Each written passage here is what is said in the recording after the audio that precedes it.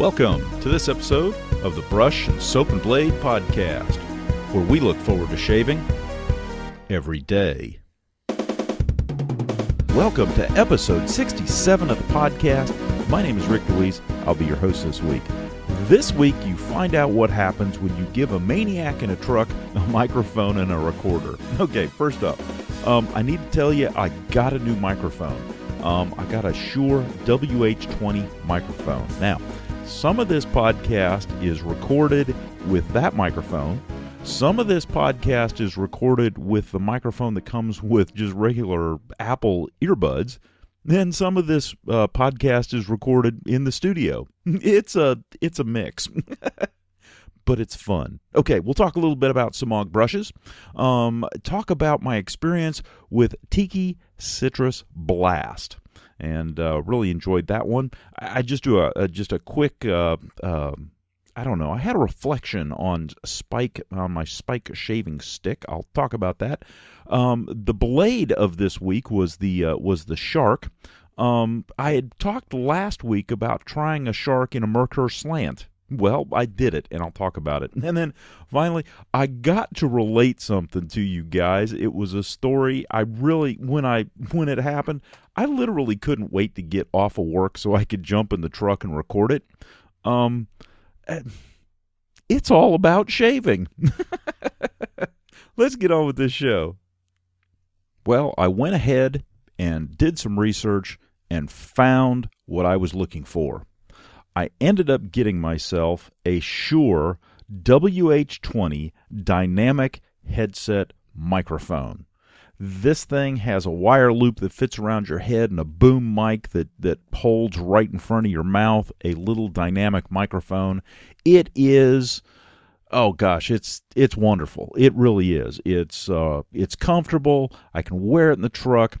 I then got an adapter to go from XLR to into the phone jack of my iPhone, and I have done most of the segments of this podcast on that setup. Now, I've pulled those things back into Audacity, done a little bit of post-production, some editing, and some noise reduction, but it's so much better quality than the other little microphone that comes like on the phone buds and stuff. You know, I don't know if it's quite up to the same level as the microphone I'm using here in the studio. I don't know. It'll be interesting when I hear this, coming off of iTunes to make the comparison between, well, what I'm telling you now and the segments that I know I recorded in the truck. Now, you also have to keep in mind that while I'm doing this in the truck, I'm driving down the road. And our roads, in some cases, are probably like your roads and not in the best conditions. I've got semis going past me. I've got noise. I've got things rattling around. It's not necessarily a clean, relatively quiet environment. But yet, this little dynamic microphone is doing an excellent job of rejecting all that and just, allowing you to hear me without all the extra stuff in the background. So I wanted to tell you that it's one of the things I've been looking for a while. I really like it. The problem that I have is that I've got about a 25-minute trip going into work and about 25 minutes back, and I find that once I get talking, I can't stop, and I talk about all kinds of different things, and then I have to go back through and listen to the whole dang thing over again to pick out the parts that I need. So I've got to get better at that. But it's a new toy. It's fun. It's something to play with, and so as I gain experience, hopefully I'll get a little bit better and make things a little bit easier for myself. But I am able now to do pretty much exactly what I wanted to, which was record on the road in the truck because, well, I like doing that. It's an opportunity. It's a free time, and maybe I can do some other things where I would normally be sitting here and doing the show. Maybe I can spend a little bit more time and work on other projects, as it were. Anyhow, like I said, the Shure WH20 dynamic headset microphone is what I'm using for a good chunk of this show. So, let me know. Give me some feedback. Let me know if it's something that works, and if it doesn't, well, let me know that too. This morning, I had been reading in Facebook. There was one post that I was kind of following over the weekend where there was some debate as to whether the, what kind of Semogue brush is the best. And now, a long time ago, I had linked to an article over on the Shave Nook that actually describes the differences between the different knots of the Semogue brushes. Now, I'll go ahead and put that in the show notes because I find that information just absolutely fascinating. And it was interesting because the debate was taking on a kind of a subtopic, if you will, and there was discussion that, the 830 is the best. No, the 1305 is the best. And I had to laugh because they're the same knot. They're identical. The only difference between those two Semogue brushes is the handle. Now, personally, I prefer the 1305 because it fits my hand better. It just feels better in my hand, the shape of it. It has absolutely nothing to do with the fact that it's wood or plastic or anything like that. In fact, if the shape of the 830 was the same as the 1305, I'd like that just as well. It's really the shape of the handle. But the knot itself is identical. It is the same knot. It's the same height, the same loft, the same bristles. It's the same. So that was intriguing. So I have been, I had been following that. So this morning, because one of the things that somebody said that I really found interesting was he said, I prefer the 830 for face lathering and the 1305 for bowl lathering. Okay. They're the same knot. How can you tell a difference? And maybe one's more broken in than the other. Maybe I don't know. It's just I don't know. Now, I had my 830 first. I bought it first, and then I discovered that the knots were the same, and I went and bought the 1305. And so I decided, well, let's go ahead and give this a try. And so I grabbed the Speik soap stick that I happen to have, and I really like Speik. I mean, it's just kind of one of those go-to soaps, really. And, put it on and proceeded to lather up with the 830. And of course, the Speik performed absolutely wonderfully. It really did. And the brush itself also performed wonderfully. I mean, it really did. So one of the things that I talked about the other day was the idea of taking the Shark razor blade that I was currently using, and in fact, what I was using it in is a gold ball-end tech, and it did a really nice job. I mean, it was a pretty decent blade. It was, it's one of the Shark. It's one of the Shark yellows. And it was a pretty decent blade. I was reasonably impressed with it because I know that Sharks are not terribly expensive. And so one of the things that I wanted to try, that I wanted to do, was take that same Shark blade that at the point that I did it had about 3 shaves on it and put it in my slant, in my Merkur Slant. And the reason I wanted to do that is because what I found in the past is a blade that is, just reasonable in a double-edged razor, in a straight double-edged razor, if you will.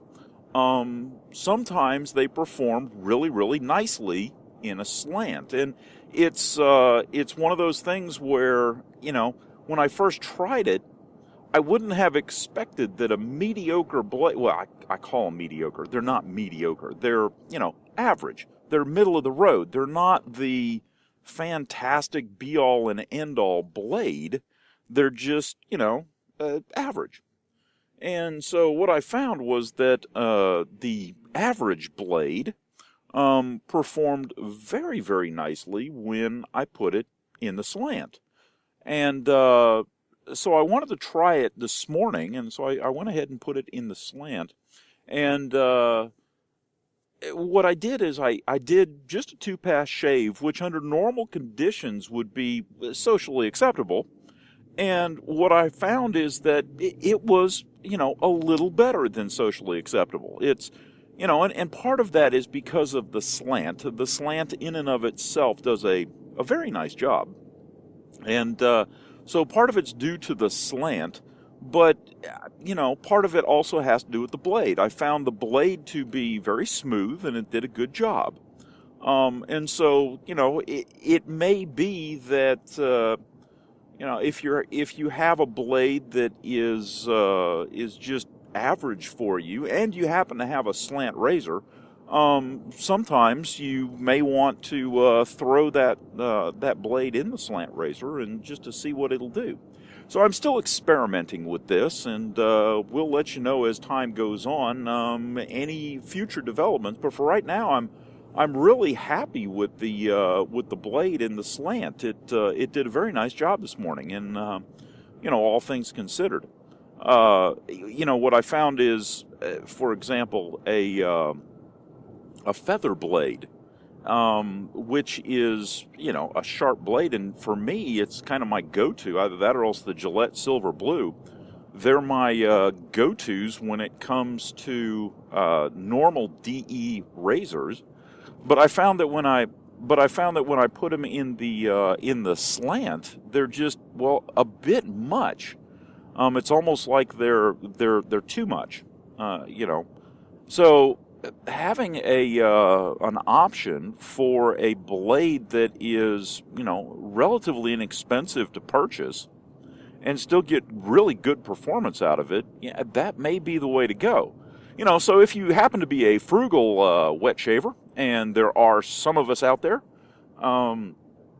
you may want to take a look, and if you're looking for a Christmas present or a birthday present for yourself, you may want to go out and get a slant, and then you can stick with blades that are reasonably inexpensive and still have a very, very nice shaving experience. So it's just something to keep in mind. So the soap that I used this morning was sent to me at one point by Mr. Chris Bailey. So thank you, Chris. It was the Tikki. It was Citrus Blast. Now, this stuff, he sent me a sample of it, and he sent it in a plastic baggie, and it has been sitting around for, a while. I've been busy. Anyhow, so I used that this morning, and I used it with my bore brush, my Semogue 1305, and soaked the brush, and did not soak or bloom the soap at all. Again, I'm a bowl lather. That doesn't strike me as something that, I need to do. Maybe someday, but right now it just doesn't strike me as something that I need to do. So, soaked my brush, jumped in the shower, jumped back out, and holding the sample in the palm of my hand, seeing as how that's the best way to hold on to it, I then proceeded to load the brush. Now, I must say that it loaded very, very nicely and created a pretty good lather just loading. It was rather impressive. It started off just a bit slow and then kind of just jumped out. And it was, while I was doing it, I was wondering if it was because the sample had been in that Ziploc bag for so long and had, dried out just a bit. The other thing that I noticed was the smell. And again, this is an old sample, okay? So when I first started, it smelled, non-citrusy.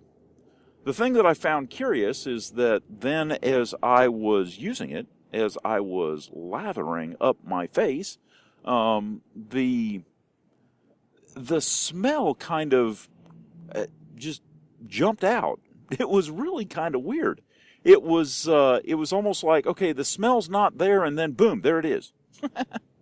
So it was hidden. It was mysterious. It was kind of doing a little shy routine. And again, for me, I relate that to the fact that, well, the soap has not been in a proper container. It's of no, it's not a reflection on the soap manufacturer or the soap itself. It's the fact that it's in a Ziploc bag and I haven't used it in, well, forever. So the smell, and it's a testament really to the way that the soap is manufactured. The fact that it can sit in a Ziploc bag for that long and still have, well, any smell at all. So for Tikki soaps, good job. So the other thing that I noticed that was, and I've noticed this before, but I've just never commented on it. I find that when I'm lathering my face, that I get better lathering on one side than the other. Now, I always start off on the right side because I happen to be right-handed. Okay, makes sense. But I find that no matter what I do, I get better lathering on the right side. It's like, okay, I do the right side, I get better lathering there, and then I move over to the left side and get so lathering there, and then I move back to the right and pick up some of the soap on the right side and kind of move it over to the left side, and it's just curious because it happens all the time. And I've tried to change it up. I've tried to lather left-handed. I've tried to, I've tried to do all kinds of things, and it's still just, no matter what happens, it seems that I tend to lather better on the right side. It's a curiosity. So if you're having issues like that, you may not be alone. Or again, maybe I'm crazy. Could be. But the lathering of this stuff did a fabulous job. It really did. It really did. It was a fabulous soap. It's very nice performing. Once I lathered up and then paintbrushed it, it was again it developed into a nice thick lather. Very a lot of cushion, a lot of glide. Afterwards, there was enough residual soap after I kind of rinsed, just kind of lightly rinsed, that if I needed to take just a little touch-up stroke or something like that, it's no problem doing that. All in all, it a very nice job. Very nice job. So, for the first outing of the Tikki Citrus Blast, yeah, good stuff. All right, so this morning, I went with the Tikki soap that I have, and great lather again. I mean, just really good. Used my 1305 brush. Yesterday I think, or the other day, I used my my 830. This time I used my 1305 just to mix it up a little bit, and of course it did a great job. I found, and I noticed this morning, and I just thought I'd comment on it. I found that I've gone back to my salsa bowls. I just, it's just one of those things like, well, I haven't used my salsa bowls in a while. Let's do that.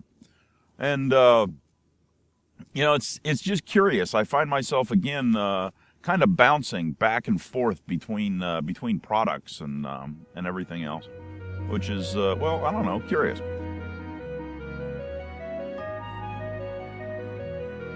So again, this morning I used the Speik soap, and, I used my shave stick. One thing that I noticed is that I've had this stick out. It's been opened and out for a while, and even though I would wet the end and kind of stroke it along my face for maybe an inch, and it would immediately dry out and just be dry. It's I don't know if it's the weather. I don't know what it is, but it seems like it takes more effort to drag it across my face and deposit some of the soap, and wetting it had been my go-to for depositing the soap. I'd wet it a little bit and it would slide a little bit easier and deposit a little bit more. But I'm wondering if the weather, the fact that in the house it's not quite as humid. I've got the furnace is on in the house, and the heat is on in the house, and it has a tendency to eliminate what little moisture is left in the air. And So with that said, it may be just a natural condition where it's slowly drying out and becoming, less and less moist.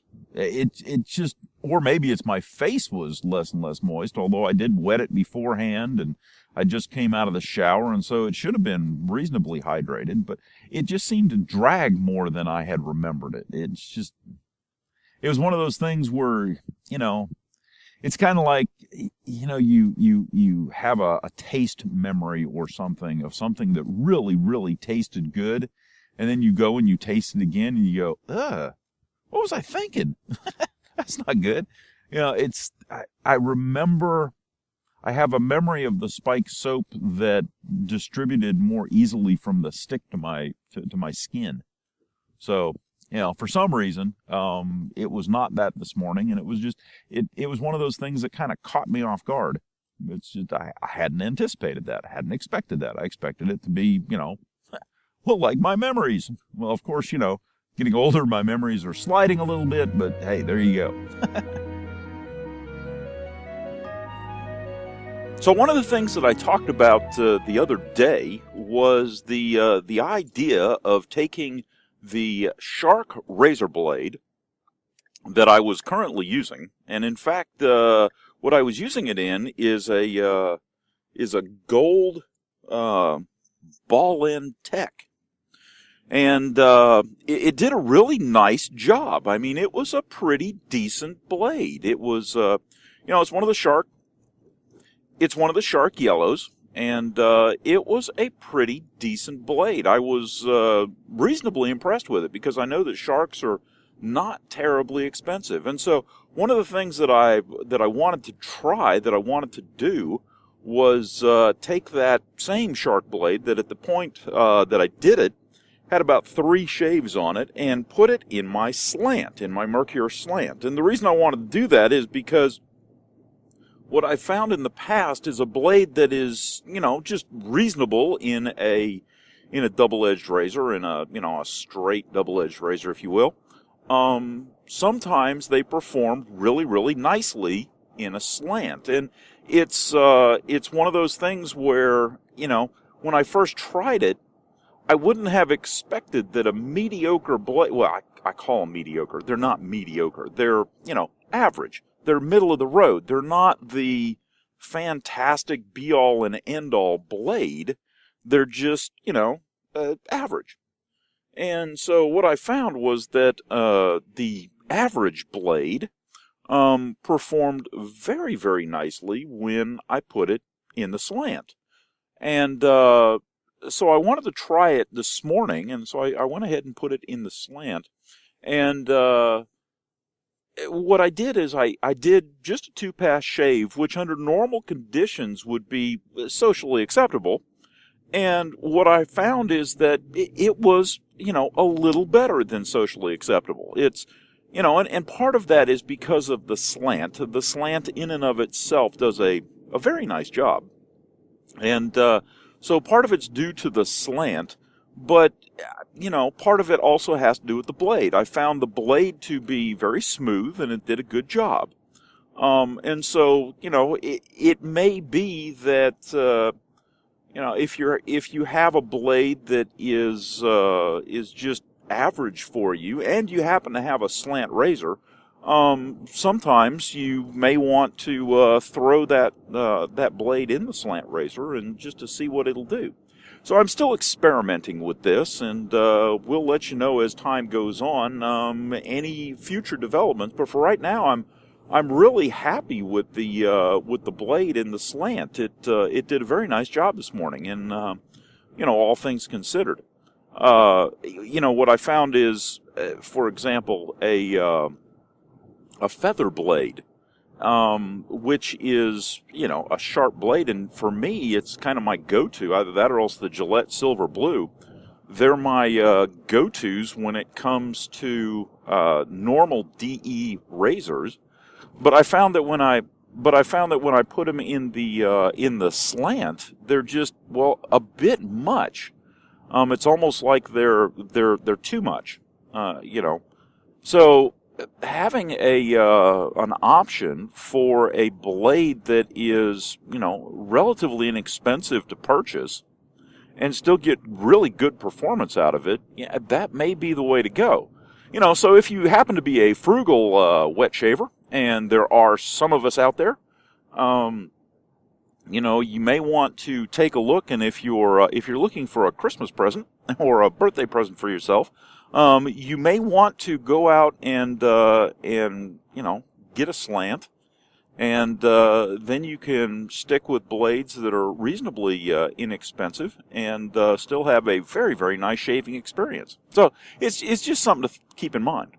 Now, of course, I'm still using the Merkur Slant and the Shark blade, although the Shark is it's starting to develop teeth. I don't know if it's I don't know if it's my skin. I don't know if it's, I don't know what it is. It's in the slant, and it gives a very, very nice shave. It does a really good job, the Shark blade in the slant, but it does nick me from time to time. It just weepers. I mean, it's just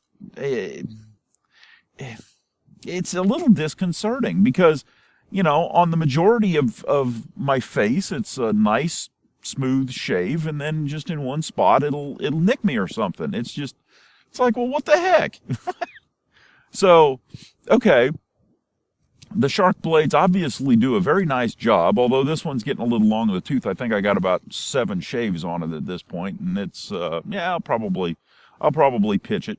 But it does a very nice job. It's just that from time to time, it's like the bad boy of razors. Every now and then it just gets an attitude and decides to smack you in the face or something.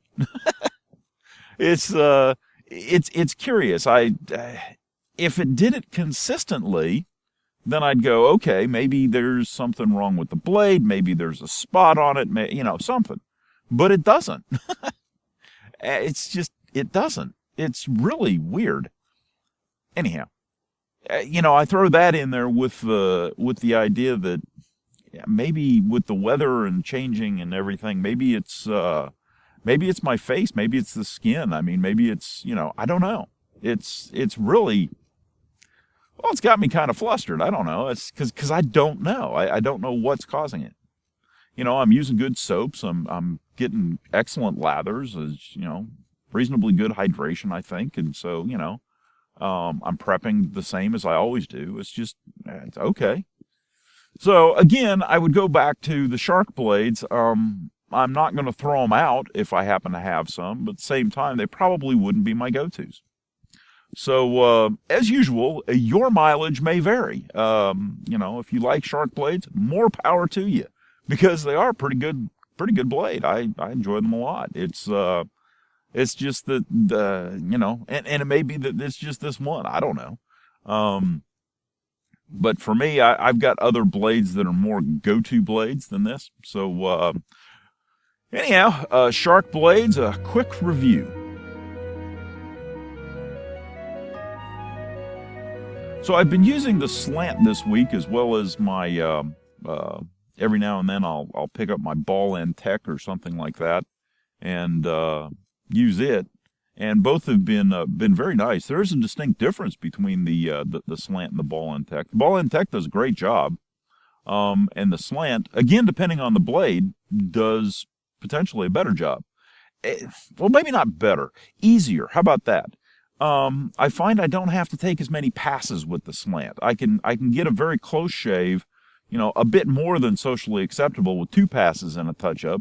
Whereas with the straight tech, or even, like the adjustables, or, just the straight line, double-edged razors, 2 passes and a touch-up, gets me socially acceptable, not necessarily as close as what I can get with the slant. The slant does, in fact, get a closer shave.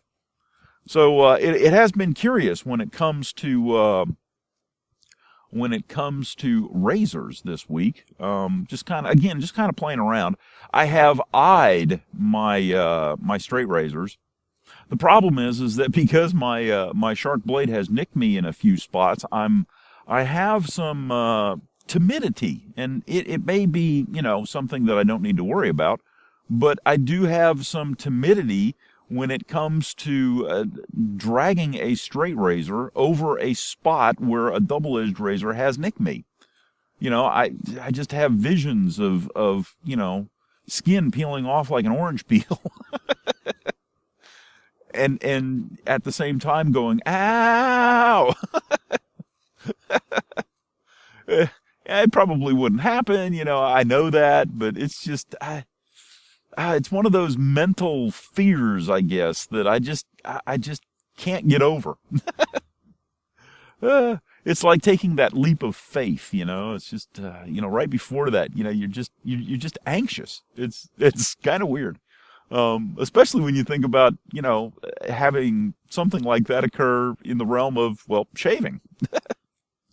Who'd have thunk it? So those are the razors that I've been using, and the blade and everything, and so far, so good. Tonight is my troop's Court of Honor. Okay, what is a Court of Honor for those of you that are not in scouting? First off, for a scoutmaster, it's a tad stressful. Because essentially what it is it's a party and a culmination to recognize all the guys for all the stuff that they have done during the year. The rank advancement that they've made, the merit badges that they've acquired, and everything that they've done. So in a normal troop, you'd think, oh, okay, that'd be pretty good. Well, we're a bit abnormal, and that's a good thing. First off, we've got a lot of new scouts and new parents to go along with those new scouts. So they've never been to one of our Court of Honors and really don't have an understanding of what it is or how it works or anything like that. So, okay, that'll be interesting and intriguing. We're practicing for flag presentation ceremonies, and to bring the flags up and do the pledge and the oath and the law and light candles and make it a nice Court of Honor. Now, we would attempt to make it a nice Court of Honor for anybody. It doesn't matter who is in the troop. But this one is, well, special because we have a small troop. We only have about 15 guys, but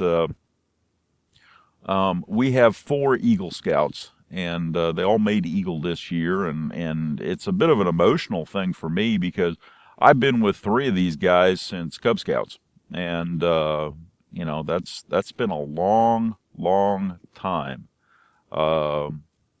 So to be able to celebrate that and, to try to make it nice and do all that has been really, well, it's been fun and it's been stressful all at the same time because, you do want it to be nice. And the other thing that is interesting is while I have been involved in Court of Honors before, this is the first one where I'm Scoutmaster. And so that, brings an added dimension of, well, stress. And then, the other thing is that a number of years ago, I started a tradition. I made it's a tomahawk, and it's a smoking tomahawk, but then it has eagle feathers suspended underneath it. And each one of the eagle feathers is adorned and made up to represent the separate ranks on their trail through scouting all the way to Eagle. And I give it to the boys in our troop in the last number of years who have, in fact, made Eagle. And, I also gave one to our exiting Scoutmaster. But so far, I think I'm up to 14 of these things. 14 or 12 or 14 of them. I think it might be 12. I always over-exaggerate. I don't know why that is. Numbers just elude me. So it's I have done them before. I've done a fair number of them before. Trying to do 4 of these bad boys at a time with a deadline. Oh my gosh. Wow. So anyhow, each one of them, I do the feathers in the traditional Indian fashion. And, back in the day, when I was growing up, one of my favorite books was Indian Crafts and Lure by Ben Hunt. And for those of you who don't know who Ben Hunt is, Ben Hunt was kind of big in the scouting movement and showed a lot of things. Well, he grew up on the plains. I believe it was Nebraska, and he used to pal around with Indians from some of the Wild West shows, and they showed him the traditional ways of doing things as a young kid. And so he shared that in book format in many situations. And so I have always been intrigued with his stuff. I have a couple of his books. And like I said, I've been intrigued with his stuff since I was, 10 years old, I think it was. So anyhow, I put the feathers together. I made the loops in them and everything in the traditional manner. In the traditional plains manner, and so tried to do it as best I could, and these things turn out beautifully. At least I think they do, and I think everybody else likes them as well. And I think it's a good parting gift, if you will, to recognize the advancement of Eagle in a way that, well, maybe makes it just a little bit more special than a medal, a rank patch or a pin. But that's just me. Anyhow, doing 4 of them on at one time, I got to admit, while I was doing them, I was sitting there about halfway through it, going, "Okay, my gosh, why did I start this tradition?" Oh, goodness. And upon reflection, I realized that, yes, in fact, I have sort of stated, or at least thought, that very same thing on just about every one that I've done. But that's okay. That's okay. They deserve it. I mean, they really do. And quite honestly, it's my way of, giving back a little bit. Not necessarily to the scouting program, but to the guys. To the guys that made it, to the guys that stuck with it, the guys that stuck with me, at least, when I first started out, it was like, well, heck, I don't know these guys, but that's okay, because they had still stuck with it. They had stuck with it with someone. And so to recognize that, I think, was good. I also wrote up a thing for it, a little presentation for it that explains the significance of everything and why it is how it is, and the fact that, quite honestly, your words are pretty powerful now, because, you walk around saying, "Hey, I'm an Eagle Scout." Well, that means something. And that's a good thing. I also wrote a recognition letter. That was the other thing. It was kind of fun.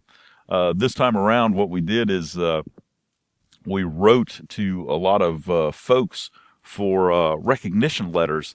Yeah, got them from the governor and senators and congressmen and, an ex-president and just all kinds of people. And so we got those, and I went ahead and threw one in there. And one of the things that I told them is, you've done something, and this is true in a lot of cases, and we need to recognize it, because it's not just Eagle Scouts. There are other kids out there that do things that kind of put them a step ahead, and we need to realize and recognize that. And it's funny, because while they're in it, while they're doing it, they don't understand or recognize the advantage that they have in the fact that they've seen and done things that their contemporaries at their age have never even thought of or heard of. To a certain extent, homeschoolers have that advantage, and because they get to do and see things and are, maybe a little bit more responsible for their time than some of the kids in the public education system.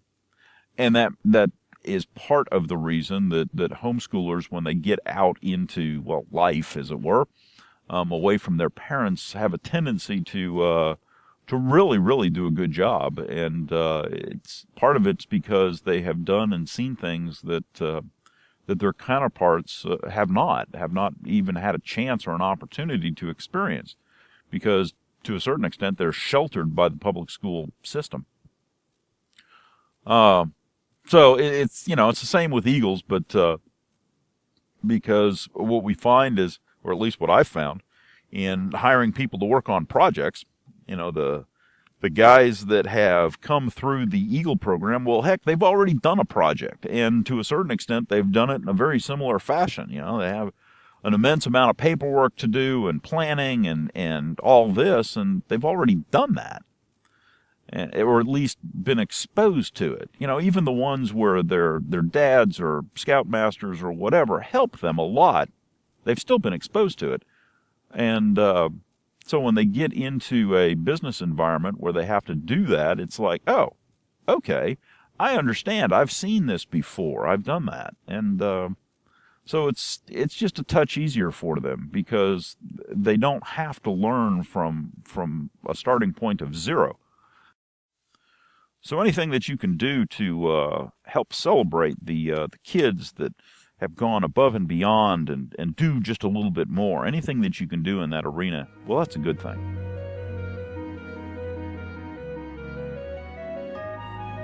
Here we are on the way home, and I absolutely have to relate. In fact, I was actually anxious, if you can imagine, to get out into the truck so I could talk about this.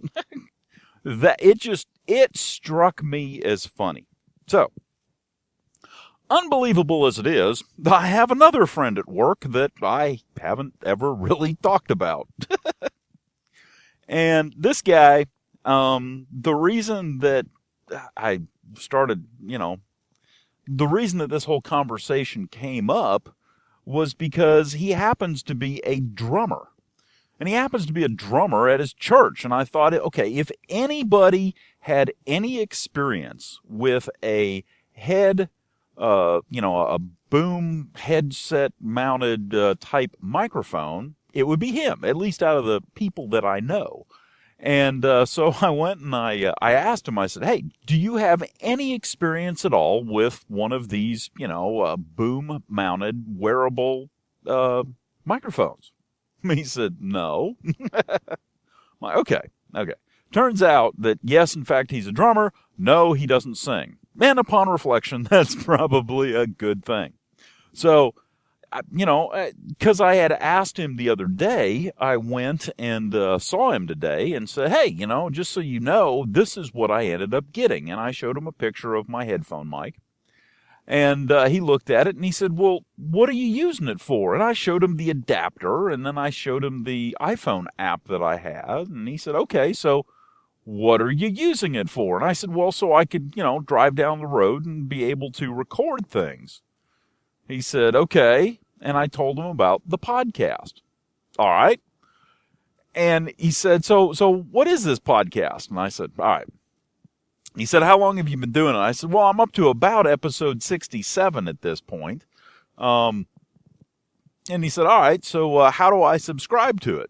And I said, well, okay, here you go, I showed him where the site was and everything, and I believe he subscribed, as I was walking out the office because I had a meeting to go to.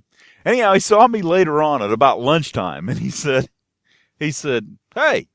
Now, I had told him the name of the podcast, Brush and Soap and Blade. Okay, I had showed him the picture that is on the podcast, which is of my shaving mug with some shaving lather coming out of it and the brush and a big old fat boy sitting right in front of it. Okay, you'd think he'd get the hint. I give him a hard time at work too, so this is completely normal. So anyhow, he's coming down the sidewalk. And I'm going to the cafeteria. He's coming down the sidewalk, and he said, hey, I listened to your podcast during lunch. I said, okay. He said, it's all about shaving. Yeah. No, you don't. It's all about shaving. Well, yeah. That's why it's called the Brush and Soap and Blade Podcast. That's why I told you that it's a shaving podcast. No, you don't understand. You have spent about 67 hours talking about shaving. I said, well, yeah. And I didn't correct him because it was kind of fun to just go along with him. You know, my first episodes weren't that long, so it's really not quite 67 hours. It's somewhat less than that, but I digress. He said, how can anybody talk for that long about shaving? I'm like, well, okay. Did you listen to the whole thing? He said, yeah, I listened to the whole thing. I said, did you enjoy it? He said, yeah, for some reason, I enjoyed listening to it. Now, at which point I looked at him, I said, okay, which one of us is crazier? And he just thought about it a minute, lowered his head, and just walked off. And I have to tell you, that just absolutely tickled me. I had to share that. I couldn't believe it. It was so funny.